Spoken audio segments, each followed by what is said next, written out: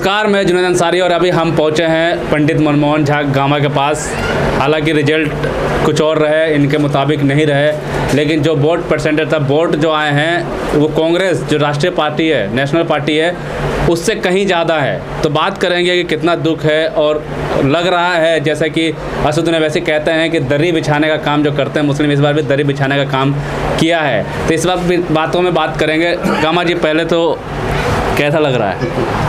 देखिए, कैसा क्या लग रहा है, अच्छा लग रहा है। सबसे पहले तो मैं धन्यवाद व्यक्त करूंगा अपने ऑल इंडिया मजलिस इत्तेहादुल मुस्लिमीन के राष्ट्रीय अध्यक्ष जी का, कि उन्होंने एक अदना से कार्यकर्ता पे अपना विश्वास जताया। इसके लिए मैं उनका आभारी हूँ और रहूँगा। उसके साथ साथ मैं साहिबाबाद की जनता का भी धन्यवाद व्यक्त करता हूँ कि उन्होंने कम ही सही लेकिन प्यार दिया है। प्यार तो कांग्रेस पार्टी से ज़्यादा दे दिया, प्यार उन्होंने दिया है। तो साहिबाबाद की जनता को आपके माध्यम से मैं आश्वस्त करना चाहूँगा कि मैं चुनाव लड़ते वक्त भी आपसे बोला था कि विधायक बनना मेरा मकसद नहीं है, मेरा मकसद आपका सेवक बनना है। तो ठीक है कि मैं विधायक नहीं बन सका, लेकिन मैं आपका सेवक हूँ। सदैव आपके लिए जब भी आपको आवश्यकता महसूस हो इस बैरिस्टर असदुद्दीन ओवैसी साहब के सिपाही का, तो ये सिपाही आपकी सेवा करने को तैयार होगा। भावुक पल है ये? नहीं, भावुक पल कुछ भी नहीं है।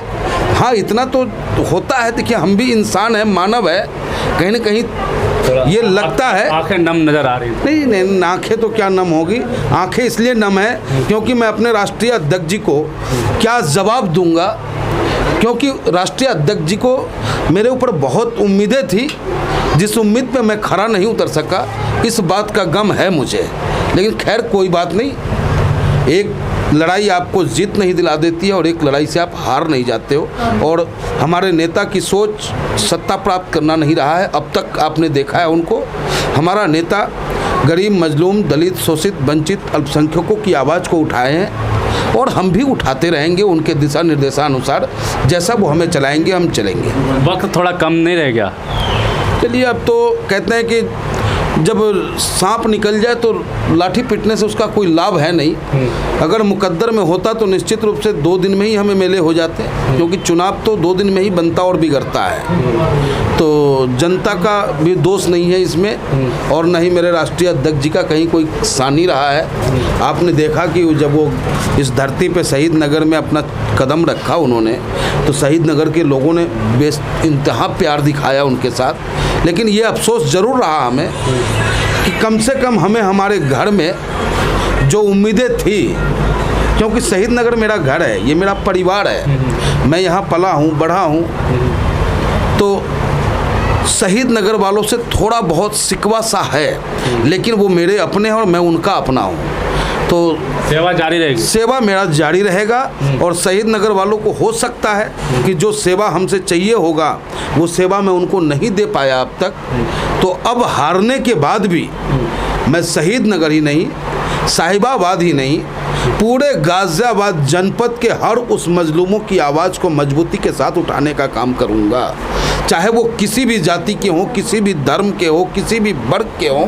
हमें जाति और वर्ग से कोई लेना देना नहीं है। हमें सिर्फ ये लेना देना है कि हमारे प्रदेश का हर नागरिक सुरक्षित और व्यवस्थित रहे। कहा जाता है कि हारने के बाद कई लोग दिखते नहीं, नज़र नहीं आते, लेकिन जैसे आपके अध्यक्ष शेर हैं वैसे आप भी शेर नज़र आ रहे हैं और अभी भी चेहरे पे मुस्कुराहट है। देखिए, मर्द की गर्द में अगर आप रहोगे तो उसका मज़ा ही अलग है। और मेरा नेता मर्द है, शेर है, और उस शेर के साथ रहने का एक अलग ही आनंद है। और सच्चा है। सबसे बड़ी बात है कि वो सच्चे हैं, झूठे नहीं हैं, झूठ की राजनीति नहीं करते वो। और जो मुसलमान भाई हमें साथ दिया उनका भी धन्यवाद। जो भाई हमें साथ नहीं दिए उनका बहुत बहुत धन्यवाद। प्रयास करेंगे हम कि उनको अपनी तरफ हम ऑबलाइज करें, क्योंकि मेरे नेता का जो विज़न है वो विज़न है कि आपकी आवाज़ को कौन उठाएगा। आवाज़ कौन उठाएगा? लेकिन वो नेताजी कहते हैं ना कि जुम्मन है, दरी बिछा रहे हैं, लग रहा है इस बार भी दरी बिछाएंगे। देखिए, ये शब्द कहते हुए ना मेरे नेता को आनंद मिलता है, जुम्मन शब्द कहने से न मेरे नेता को खुशी मिलती है, और मैं अगर कहूँ तो मुझे भी खुशी प्राप्त नहीं होता है, क्योंकि वो जुम्मन कहीं ना कहीं मेरा भाई है, मेरा हिंदुस्तानी भाई है। लेकिन पता नहीं क्या उनके जहन में बैठ चुका है कि जो व्यक्ति निस्वार्थ आपकी आवाज़ को लगातार उठा रहा है, जो व्यक्ति, वो नेता जिसे आज तक उत्तर प्रदेश ने कुछ नहीं दिया, उस उत्तर प्रदेश के हर मजलूमों के दर्द को अपना दर्द समझ के सरकार से लोहा लेने का काम कर रहा है, लेकिन उसके बावजूद हो सकता है उनके मोहब्बत में कोई कमी रह गई होगी। मैं उनको अपने मुसलमान भाइयों को कोई दोष नहीं देता। ठीक है, उन्होंने सोचा होगा कि भाई हमें भाजपा हराना है, लेकिन मेरा नेता कह रहे हैं कि भैया भाजपा मत हराओ, तुम खुद जीत जाओ। क्योंकि मैं यही बोलने वाला था कि कमी नहीं रही मोहब्बत में। हो सकता है कि वही जो 2014 में था, 2017 में रहा, 2019 में रहा कि हमें भाजपा को हराना है। कोई डर बैठ गया है क्या भाजपा हराने का? पता नहीं, ले रखा है। नहीं, ये कहीं ना कहीं गलत सोच है, गलत मानसिकता है इनकी। आखिर ये मामला हमारे मुसलमान भाइयों के घर पे ही क्यों पहुंचता है कि सपा की करारी जो है एकदम लहर चल रही है, MIM वोट काटने का काम कर रहा है। अब आज जो वोट हमें मिला है, उस वोट में आप देखें कि कितना % हमें अल्पसंख्यक भाई ने वोट दिया है और कितना % बहुसंख्यक भाइयों ने वोट दिया है, तो आपको पता चल जाएगा। तो हमारे अल्पसंख्यक भाइयों को सोचना होगा, एक लड़ाई से कोई जंग जीता नहीं जाता, ना हारा जाता। आगे भी लड़ाई लड़ी जाएगी। आगे मेयर का चुनाव है, पार्षद हमें बनवाना है यहाँ से, फिर आगे 2024 लोकसभा चुनाव है। लोकसभा भी लड़ेंगे? नहीं, हम लड़ेंगे नहीं, हम ये नहीं कह सकते कि हम लड़ेंगे। जो मेरा राष्ट्रीय अध्यक्ष हमें निर्देश देगा, राष्ट्रीय अध्यक्ष हमसे कहता है कि गामा जी आपको वार्ड अध्यक्ष की जिम्मेदारी निभानी, तो मैं वार्ड अध्यक्ष की निभाऊंगा। वो अगर कहते हैं कि आपको जिला संभालना है, जिला संभालेंगे। कहेंगे प्रदेश में जाओ, प्रदेश में जाएंगे। अगर वो कहेंगे मेयर का चुनाव लड़ना है आपको, तो मेयर की चुनाव की तैयारी शुरू कर दूंगा। जो उनका आदेश होगा उस आदेश का पालन मैं करूंगा। क्या लग रहा है यूपी चुनाव में, क्या कहेंगे?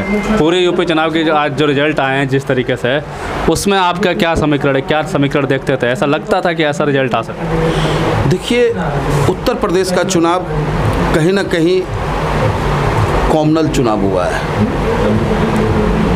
दरअसल उत्तर प्रदेश का नौजवान बेरोजगार है, शिक्षा से महरूम है, गरीबी का आलम है, बेरोजगारी का आलम है, चारों तरफ हाहाकार है। उसके